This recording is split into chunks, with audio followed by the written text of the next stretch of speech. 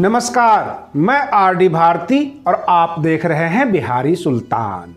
मान्यवर काशीराम जी ने कहा था, संघर्षों से लाल पैदा होते हैं और समझौतों से दलाल पैदा होते हैं। जी हाँ दोस्तों, कल यानी 3 दिसंबर को बड़ी मैराथन मीटिंग हुई। 3 मंत्री और 40 किसान संगठन के प्रतिनिधि यानी उनके नेता बड़ी मीटिंग की। 7.5 घंटे की मीटिंग चली और 3 मंत्रियों में जो सबसे पहले आते हैं कृषि मंत्री नरेंद्र सिंह तोमर, पीयूष गोयल और सोम प्रकाश जी, वो किसान बिल के जितने भी सेक्शन और सब सेक्शन क्लॉज की डिस्कस कर रहे थे और जितने भी किसान के प्रतिनिधि थे उनका कहना यह था कि ये बिल वापस ले लो, ये मेरे किसी काम का नहीं है, ये हमारे खिलाफ है। मैं आपको बता दूं कि ये बिल कहां से खिलाफ है, इसमें किसानों को कुछ नहीं मिला है और संघर्ष और तेज हो गई। 5 दिसंबर के लिए फिक्स किया गया है, लेकिन पूरे देश के किसानों में अब जोर पकड़ती जा रही है। हर राज्य अलर्ट मोड पर है, हर जिला का डीएम अलर्ट मोड पे है। बहुत जगह के किसान अपने अपने जिला पदाधिकारी को ज्ञापन सौंप दिया।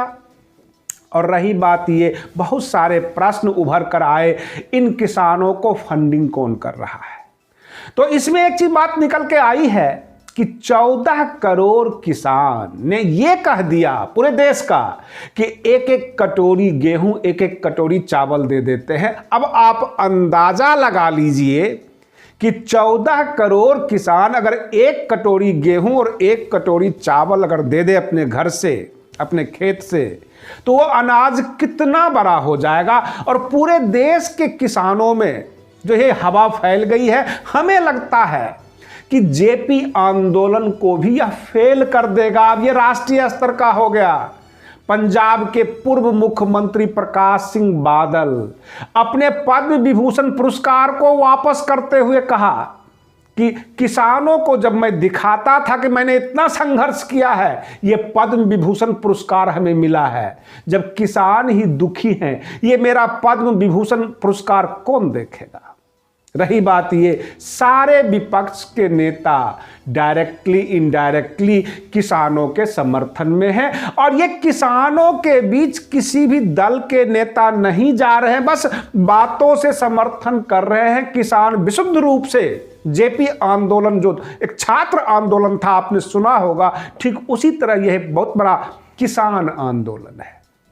इसमें किसी राजनीतिक दल से आप नहीं जोड़ सकते हैं। सत्ता पक्ष भले ही कांग्रेस का नाम ले, सत्ता पक्ष कुछ भी कहे, उनमें कमियां दिखाए, लेकिन पूरे देश के किसान जो है सड़कों पर आ गए हैं। जिसको जहां बन पा रहा है वहां खड़े हो गए। ये जिला स्तर का हो गया। और हमारे जो भारतीय जनता पार्टी की जो राज्य है, जो उनके मुख्यमंत्री हैं, वो बीच बीच में ऐसा बोल निकाल देते हैं जिससे और बौखलाहट बढ़ जाती है। अब आप देख लीजिए, मध्य प्रदेश के जो मुख्यमंत्री हैं शिवराज सिंह चौहान, उन्होंने कह दिया कि हम सारा अनाज खरीद लेंगे एमपी के किसानों का, परंतु अगल बगल के राज्य वाले अगर गाड़ी लगा देंगे तो उसको हम जेल भेजेंगे, उनके ऊपर कार्रवाई करेंगे।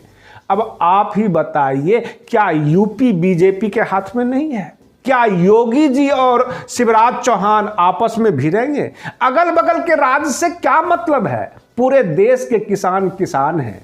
और रही बात ये, जितने भी बड़े बुजुर्ग और भी जो लोग हैं वहाँ पर धरना पर बैठे हुए हैं, बता रहे हैं कि 6 महीने का राशन लेकर आए हैं। 2 किसान की मृत्यु हो गई, एक तो मोगा में मृत्यु हो गई और एक टिकरी बॉर्डर पर, जिसको पंजाब सरकार ने 5 लाख रुपए की आर्थिक सहायता दी। आप सभी समझते होंगे, कोरोना काल है, ठंड है और किसान अपनी हक के लिए जान गंवा रहे हैं, बॉर्डर पर जमे हुए हैं।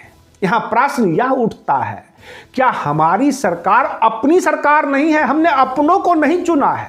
आप जिसके ऊपर भरोसा करते हैं, जिसको अपना जनप्रतिनिधि बनाकर भेजते हैं, वह अपने जो है हीटर वाले कमरे से बाहर नहीं निकल रहे इस ठंड में, और किसान जो है सड़कों पर है, बॉर्डर पर है।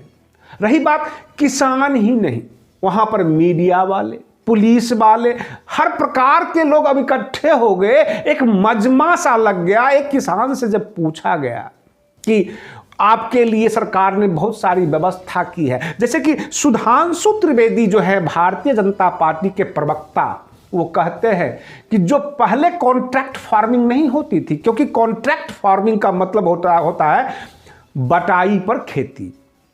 पहले भी तो बटाई पर खेती होती थी।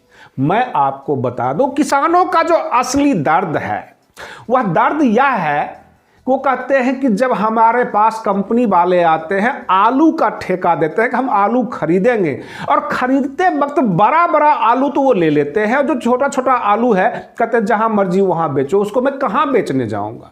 फसल है, प्रकृति की देन है, कोई काला, कोई साफ, कोई छोटा दाना, कोई बड़ा दाना, इस तरह से निकलेगा। अब ये छांट छांट के ले लेंगे। अच्छी जो सब्जियां होगी फ्रेश, वो रिलायंस उठा लेगी। जो खराब सब्जी होगा ये हमारे बाजारों में उतरेगी, वहां किसानों को औने पौने भाव मिलेगा। कुल मिलाकर किसानों को गुलाम बनाने की प्रथा है।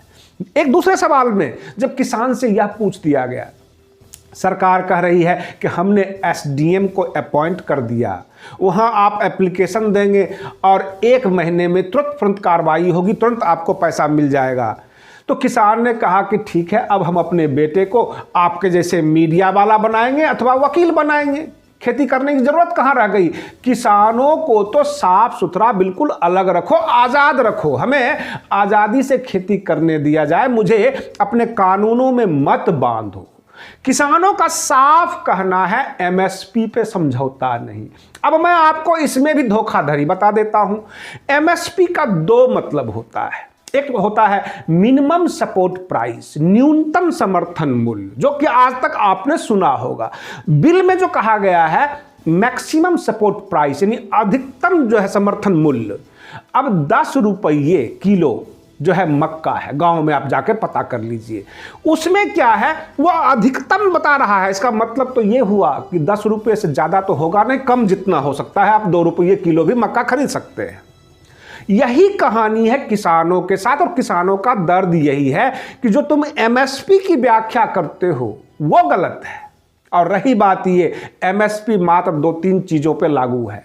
हमारे जो प्रोडक्ट हैं, जो खेत से निकलती है, वो प्रकृति पर निर्भर करती है। कैसा निकलेगी भविष्य हमारे हाथ में नहीं है। मैं कैसे बताऊं कि ये हमें कानून में बांधकर और हमारी चीज को ईंट, सीमेंट और लोहा समझते हैं।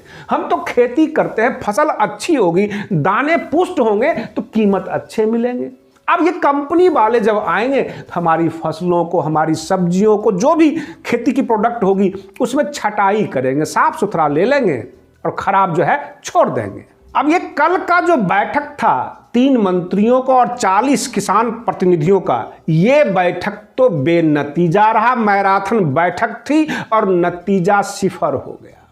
फिर दोबारा 5 दिसंबर को, यानी कल जो है इसकी बैठक है, और इस पर क्या नतीजा निकलेगा हमें तो कुछ संभावना दिख नहीं रही है, क्योंकि सरकार इस मूड में नहीं है। और उधर किसान राष्ट्रीय स्तर पर तैयारी कर चुके हैं। देश के विभिन्न जिले, विभिन्न राज्य सब अपनी अपनी तैयारी में आ गए। और इसलिए मैंने आपको वीडियो के शुरू में कह दिया कि किसानों का जो आंदोलन है वो धीरे धीरे जेपी आंदोलन से भी बड़ा होता जा रहा है। फिर हम लेटेस्ट अपडेट्स को लेकर लौटते हैं आपके पास एक नए वीडियो में, एक नए टॉपिक के साथ। आप बने रहिए बिहारी सुल्तान चैनल पर। तब तक के लिए धन्यवाद।